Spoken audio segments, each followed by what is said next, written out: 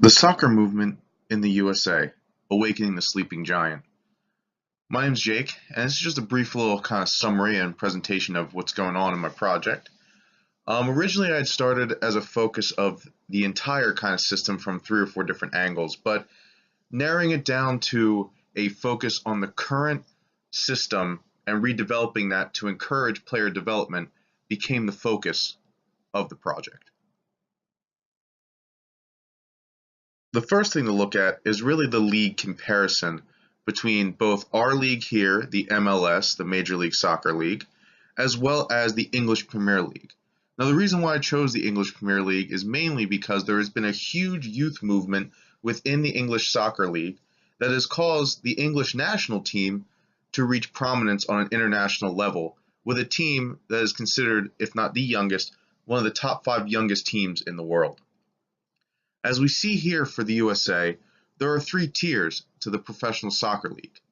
You have Major League Soccer at the top, the USL Championship below that, and the USL League One below that. 3 tiers. The English League has the Premier League at the top, the Championship below it, 2 consecutive leagues, League One and League Two below that, and then a National League, followed by 6 other tiers that aren't really as important but do exist on a continuous stream up through the ranks.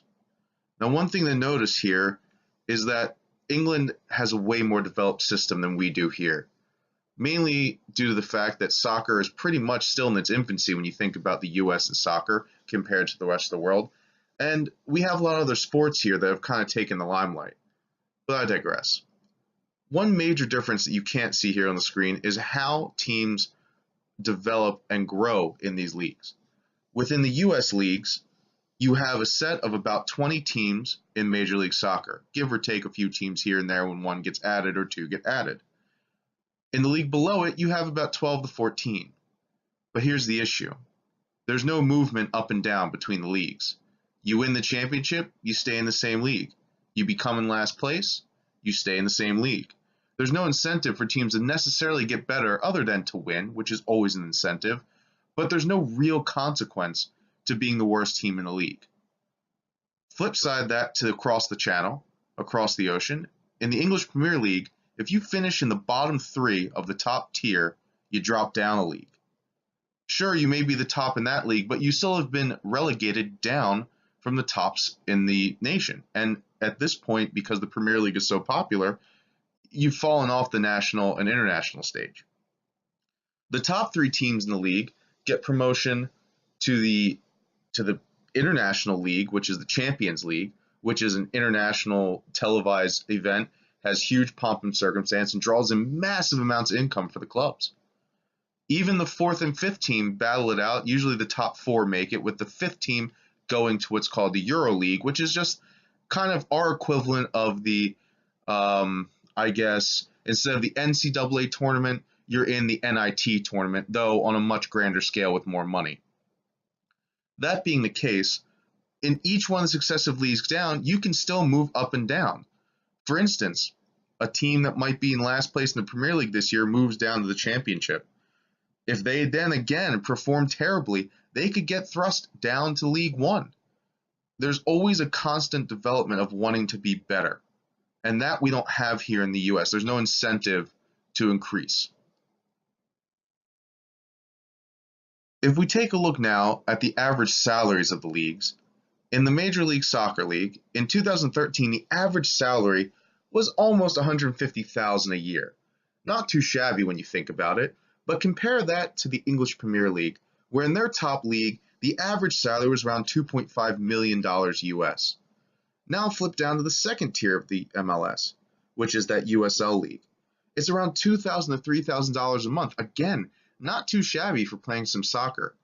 However, when you go to the second tier championship in the English Premier League, that is around 500 to 600,000 pounds a year. Just think about that difference. That is actually approximately 1.2 million on average that one of those players can make in that league. That's astronomical compared to our second tier. And then even just to add insult to injury, the third tier in English Premier League soccer makes about 2,600 a month on average, and that's at the lower end of the spectrum. So you can see here, just an average salary alone, the current system and the way it's developed shows that the English Premier League is more geared towards actually supporting players throughout their whole life, rewarding them for increasing their talent, rewarding them for teams getting better and them getting better and traded to better teams. In the MLS, if you're not in first, you're kind of in last. At least that's the way we're treating those players. But what's causing this? Why is it that these leagues aren't gaining the type of popularity, the money, the exposure that they could be like they are in the English Premier League as well as in England as a whole? It's hard to believe, but soccer actually here in the US has the greatest participation in the world at a youth level, with almost 4 million children registered with youth soccer in 2013 alone. But why are these kids not going into soccer at a professional level? Well, as you've seen in the first couple slides beforehand, the league structure is there's 3 leagues. That's it in the US. You have Major League Soccer at the top. You have a couple leagues below that, you can even tell me one team in the league. And then when you look at the English Premier League, their youth has options. On every single level, at every single level of play, there are teams paying money, with the first 4 tiers paying actually decent money. So there's actually a projection of people believing they can make a career even as an amateur soccer player. Here in the US, the only equivalent I could say is maybe baseball and its system of minor leagues where you have 3 or 4 different tiers of which players can be journeymen throughout the whole way and make pretty decent money. But the other problem I see here in the US is football, baseball, and basketball. Problem is more of a, kind of putting an emphasis on a word here that doesn't really make it a problem. They're great sports and great alternatives for youths, but they are so ingrained in our lexicon, so mashed into our fiber and being as Americans, that it's really hard for soccer to work its way in. As a kid, every pretty much major city's got a football team, a baseball team, or a regional basketball team. Soccer, not so much. Not to mention, from high school on up, baseball and football and basketball are the major sports that people actually come to watch more. They're where the donors are at. And even at college level, which is what most fans do if they don't have a professional team, it's the football teams and the basketball teams that bring in all the attention and money. The other reason why is because of marketing. As you can see, as I've just said, football, baseball, and basketball are marketed so well here in the US that it's hard for soccer to gain a foothold. Soccer is a slower game, mainly built on defense with little offense, of which, of course, is kind of against the norm here in America. We favor offense. We favor high scores. So soccer's already got something counting against it, and the marketing just isn't there. One thing I can point to is there's many occasions this year where there have been national USA soccer games. They're never at prime times, and half the time they're never televised at a normal time for fans, or they're not even televised in English. Now, sure, Spanish is the second largest language here in the US, but you want your base population to be able to understand or watch these games. Why are they not being offered at normal times and in the same language as the country that what it mainly speaks? That leaves me in the viewership and exposure. MLS soccer games, other than some big games here and there, aren't televised. Local networks don't really pick up the games because they don't build that much excitement. That needs to change. Kids watch TV, absorb social media, do all these different things, and that needs to be addressed to increase soccer's image here in the States. If we can do that, we can push kids into maybe wanting to go into soccer. Putting more money into the different developmental leagues and programs and changing the structure can entice kids that instead of at 18 going to college for soccer or going to college for baseball or football or basketball, if they're really good at soccer already and they can sign with a team and already make $100K a year as an average soccer player, they're going to want to go into that and get better because there's an increase in ability and an increase in job security. Here in the States, you got football, baseball, and basketball. That's it. You get a quick hit, and that's all these players care about. Things need to change in order to draw the viewers and draw the kids in. Now, however, this is all easier said than done.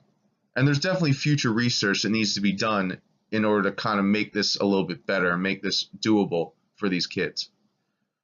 One is we have to figure out how to market to the youth better. Football, baseball, and basketball have such a complete edge in this, with offenses being high, colors, flashy plays, ESPN. Soccer needs to be, pushed to the forefront a little more in order to market to these youth. The cost of league format changes are also the biggest barrier I see. I have no idea what the costs are right now, and further research would have to be done. But with the current playoff structures, the amount of money tied up in the way the system is, it may be a very long time before we're able to convince that money and that leadership to change league formats to make the players more competitive and development better. The National Academy needs to get involved more. I know there is already much involvement, but it just isn't enough. There isn't an emphasis on really getting these youth players involved and actually training at a high level. Litigation, I say, is because there's definitely different laws and different things that need to be put in the perspective to make it more advantageous for players to join. For instance, League One and League Two of the English Premier League, which are the third and fourth tiers, have fair play use and salary laws to ensure that their players get paid a certain amount of money while they're in those leagues. So it makes it viable for them to even be there. That could help out in developing our youth talent and wanting them to join the leagues. Lastly, I'll leave you with a thought that further research might be able to help. But is college soccer a bad thing? In many other nations, you ask most people who come from somewhere else, they are amazed at our college sports, atmosphere and just environment. It's totally different across the pond. Colleges have some sports, but it's different. It's not the same. There's not this fervor and energy in that team. College soccer kind of takes the primary years of a lot of this development that goes on around the world. Figure most of the players in England right now, they're on the team, are in their young 20s or just coming out of their teens, are 19 to 20. They didn't go to college. They've been in developmental leagues the entire time. They've been growing in big academies since they were 15, 16. These players aren't wasting their time in college. College isn't for everyone. And if you can actually entice these people to go and play and develop their craft at a younger age because it's affordable to do so, you're getting them more developed quicker than they are if they play college soccer. That's not to say college soccer isn't a bad thing. Most of the MLS players that are developed through the college system, and our college system, does its job fairly well. However, it needs to be improved so that these soccer players can actually do soccer all year round, concentrate on it, and not have to worry about other things. College is always an option afterwards. Give kids a chance to do something more if they love soccer so much. That's kind of all I have for right now as a summary of the project. And if you have any questions, you can always email me at jglasser8@gmail.com and we can discuss it further. Otherwise, thank you for listening to my project, and I hope you have a great day.